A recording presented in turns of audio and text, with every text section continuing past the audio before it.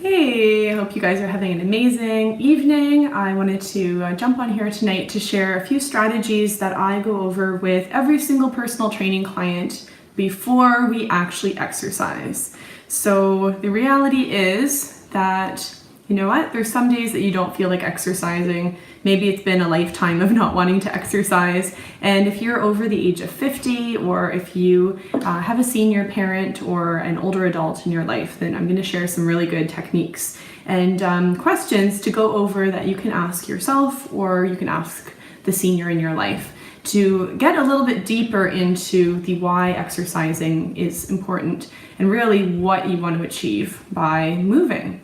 So when I sit down with my personal training clients, the first thing I like to ask them is, after we go over, what are your medical conditions, what are your goals, is how are you motivated? And why is it important to know how you're motivated? Well, someone, let's just say one person, could be motivated because internally they know that they are just not as strong as they used to be.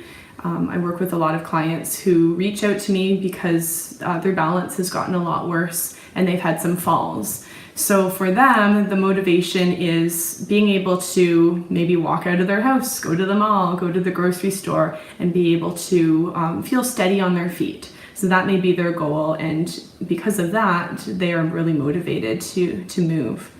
Other people that I work with have a different point of view, and maybe they have an upcoming trip and they want to get into really good shape. So they may be active already, they want to stay in their home longer, and they're finding that in order to do all the things that they want to do, they realize something has to change. So I talk about that. I talk about how are you motivated. Maybe it's grandchildren. I find that a lot of the seniors that I meet with as well, they mention their grandchildren, and they may show me pictures of their grandkids as well. And, it's really sweet to see that. And it's also a good reality that, a reminder that a lot of these seniors have lost a lot of the meaning or lots of purpose in their life, and that their grandchildren bring them purpose and they bring them that happipiness. So if they can be in good shape for their grandchildren, then that is the reason, and that's how they're motivated. And then others, I've had a woman recently reach out, and she's now an amazing client of ours. And she reached out to me and said, Meg, I'm really worried that my health is getting worse and that I can't do all of the activities that I want to do around the home. And, she'd already hired someone to do her lawn care. She's hired someone to, do handyman activities around her house. But she was really genuinely concerned that she'd have to move if she can't do basic things in her house anymore. So, so it's good to know, how are you motivated? What is it that is going to be that driving force behind you starting on to an exercise program?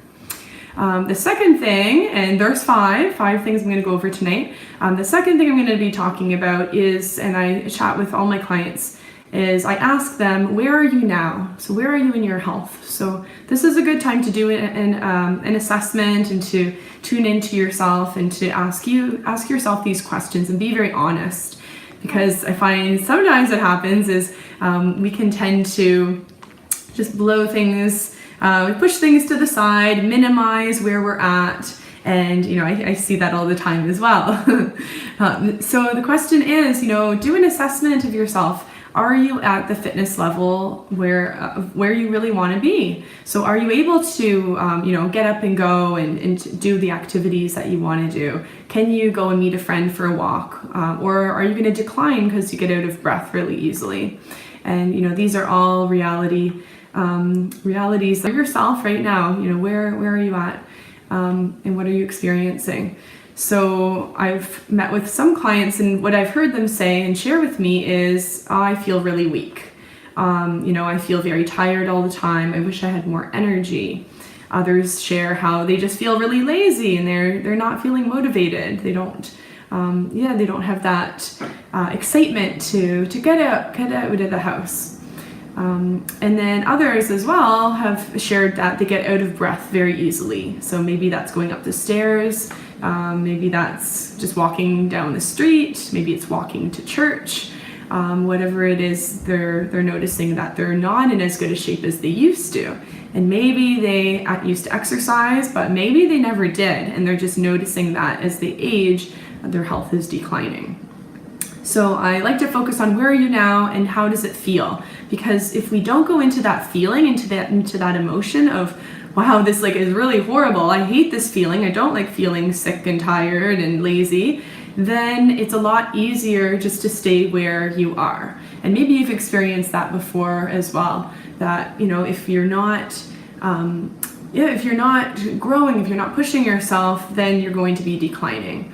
So really feeling those emotions is important, because if we don't feel uncomfortable, we're not going to change. So then, after taking them from that spot of, hey, this is where you're feeling, do you want to feel better? Because it is possible to feel better. Where do you want to go with your health? How do you want to feel? What would be ideal for you? And that's where the clients of mine start sharing, wow, I really want to feel energized. I wish I had more energy. And I'll ask, okay, if you had more energy, what would you do? What would your life look like? And then they'll tell me, oh, I would get out more. I would go out for coffees more. I would, do more restaurants.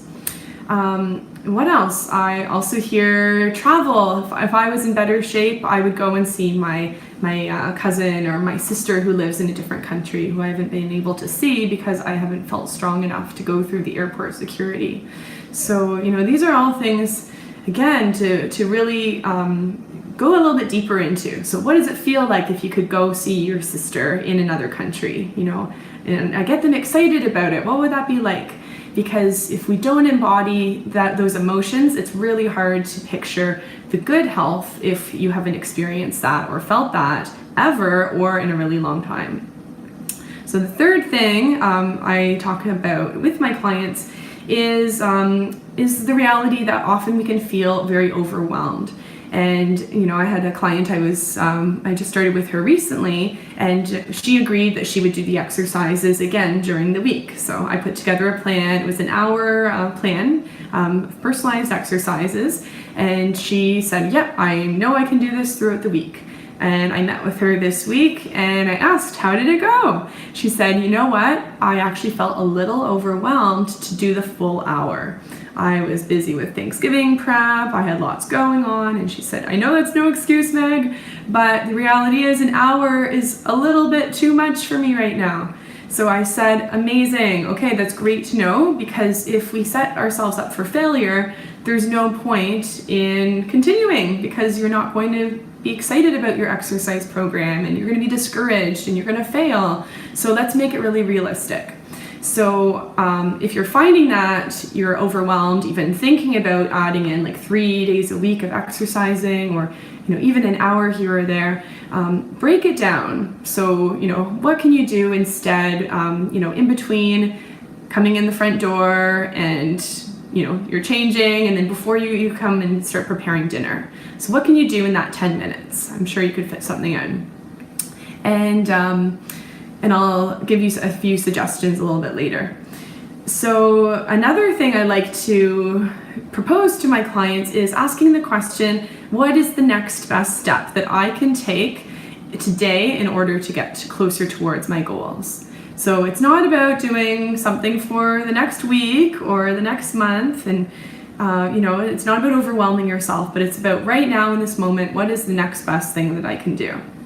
So that leads me into number 4. Number 4 is all about, how can you make exercise easy and fun and gentle? And like I said, I was sharing with this client of mine, these are ways that you can make exercising fun. This is what you can do this is what you can do in order to make exercising doable. So I was telling her that I have a free YouTube channel, and we've got tons of different exercises, and I did some specifically for ones you can do in your kitchen while you're waiting for the hot water to boil for your tea. So it's literally 3 minutes. It doesn't have to be difficult, it doesn't have to be challenging, but you can just fit exercise into what you're already doing. So, making it fun, making it enjoyable, and that's going to look different for everybody. But a few other examples are, what are some exercises you can do in bed? So before you get out or before you go to sleep, and maybe those will be more like gentle stretches. Not every exercise regime has to be intense. It doesn't have to be painful. It doesn't have to be difficult. And, that's what I do with all my clients. We really talk about, how can you make exercise gentle yet effective? And my senior clients are always so surprised when I sit down with them and they say, oh, it's not going to hurt? No, it's not going to hurt. And they're always very pleasantly surprised to hear about that. So another way you can fit in some exercises really simply is if you're a Netflix watcher or you watch TV, or you're over with your aging parent and you're watching TV and the commercials come on. And I'd suggest ahead of time set up a little reminder, or mention this ahead of time so it's not like, hey, let's stand up and do some squats, because that might be a little too much. But what you can agree to is, okay, every time, every 5 minutes in this Netflix episode, I'm going to get up and I'm going to sit back down. I'm going to do 20 squats, or, I'm going to do some heel raises and, work on my balance, or I'm going to do a few twists and stretches for my back because my back has really been sore. I've been sitting most of today. So again, breaking it down, making it really simple, making it really fun. And then number 5 is my best strategy and my favorite. I went to Las Vegas this summer, and Mel Robbins was one of the keynote speakers at the event that I went to, and she was talking about her 5, 4, 3, 2, 1 strategy. So if you don't want to get up, if you're not feeling motivated, or if you are, you've done all of these things I've suggested today, but you just need that little like, oh, okay, I'm going, then what I would suggest is counting down from 5, 4, 3, 2, 1. And there is science behind it that counting from 5 to 1 actually will be that push. It's almost like a rocket ship. It'll push you to action. So, and because you're counting backwards, it does something to your brain as well. So it makes you do it. And I use this technique all the time for myself. If I have to make a phone call, I've got to call CRA, 5, 4, 3, 2, 1, and dial. Okay, I've got to get out of bed in the morning. I really don't want to. It's cold out. 5, 4, 3, 2, 1, and pop out of bed. So you can use this, honestly, with everything in your life, but definitely in order to get starting to exercise, then that's a great technique as well. So I was at a trade show this morning and I met this woman. She came by my booth and she was saying, Meg, I love exercising. I do my aqua fitness. I do Zumba. She was like a younger senior, very active. And she said, you know what? Now I find that the days that I don't exercise, I feel it and I don't feel as good. I know that I need to exercise because my body doesn't feel 100% when I don't. And I thought, oh my gosh, that is amazing. And I applauded her. I was like, oh my gosh, like I'm so proud to hear this. And if more people could get into that regime and that routine of exercising every day until we felt that we missed it when we didn't, then oh my goodness, that would be the motivation in itself. So so I thought that was a really, really neat thing to share. So anyways, I hope you can use these 5 strategies. Like I said, I sit down and I chat with my clients and I like to really get a little bit deeper before just prescribing them an exercise routine. Because, I could give someone exercises, but if they're not motivated, if they, believe that exercising is difficult, if they haven't quite realized where they are at now and that they are ready to make that change, then they're not going to be having sustainable change. They won't be motivated to keep going. And I gotta say, if you need motivation, just talk to me, because I have so many stories I could share about 80-year-olds, 90-year-olds who are diligent, who exercise every day, and who are really seeing major improvements in their health too. So it's very inspiring. So on that note, I just want to end quickly by saying, thank you so much for watching, and I would love to give you something really special I normally don't do. But if you're watching this and you are 50 plus, or you have a senior in your life And even if you're not, I do work with younger clients as well. But if you would like to book a 15-minute call with me, I would love to go over these questions, the same questions I've gone over today with you, and would love to prescribe you 3 awesome exercises specifically for you. So this is my gift to you. So if you've been watching tonight and you've gained some value, and maybe you've started to think about some of these subjects that I brought up, then feel free to send me a message, and I would love to book a 15-minute call. We can do a video call because this is a lot more personal and fun. And we'd love to connect with you. So thank you so much, and enjoy the rest of your evening.